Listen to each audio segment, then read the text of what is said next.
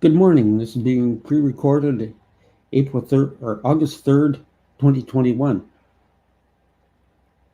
I was reminded of a concern that the IEEE expressed about devices on being used on planes and how dangerous it is.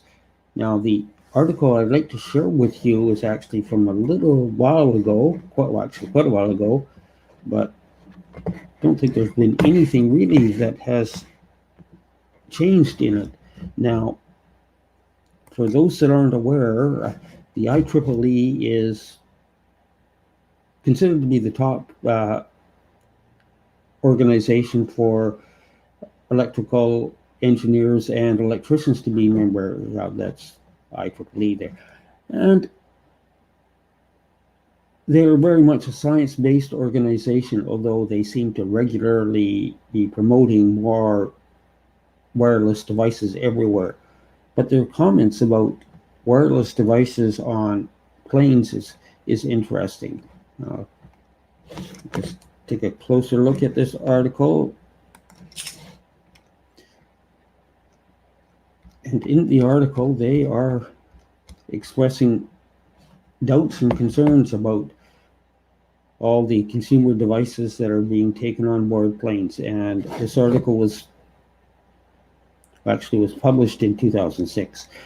But since then, there's been many more, and we'll just take a look at where the article basic concluding line is.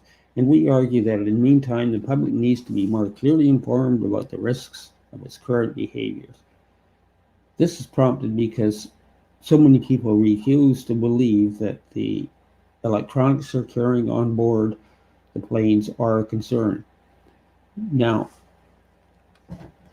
that was for some of the other frequencies, but when we get into 5G, notice in another one of their magazines, they are expressing concern about the effects of 5G, not just the 5Gs, but the unmanned aerial system of planes. I mean, the 5G is going to become ubiquitous almost everywhere, and more and more people are expressing concern about it. In this one, you have, I believe it's a guest editorial, but the IEEE would not be publishing unless there was, shall we say, unless it was a science-based article. And when I look at all the mounting evidence to show that there are problems with not just wireless radiation, but especially 5G and being deployed, and I guess you could say the leading pushes coming from the industry-supported Federal Communication Commission, which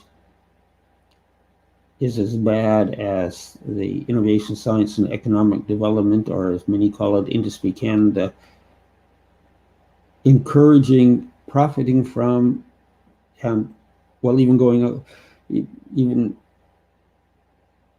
well, I'm almost at loss of words. Both agencies are almost totally captive by the telecom industry, and this pushing more and more of these devices and the Internet of Things,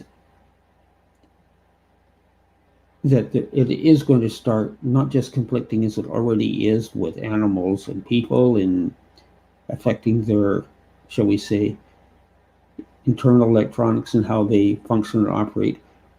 If you have any doubt about your body being electrical, that why is it they can use electric pacemakers to help people, that our bodies respond to electricity, and we can't forget that.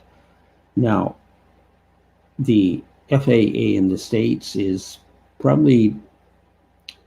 of the agencies, I guess you could say, that sets worldwide aviation standards, and they don't seem to have a concern about whether navigation systems, etc., start collapsing on planes. I guess we need a few planes and tragic accidents before suddenly they'll realize that there's too much electromagnetic radiation out there and it is causing harm and danger to people. I can only hope that they wake up before there's a lot of accidents that start to occur. Thanks very much for watching this segment of electromagnetic radiation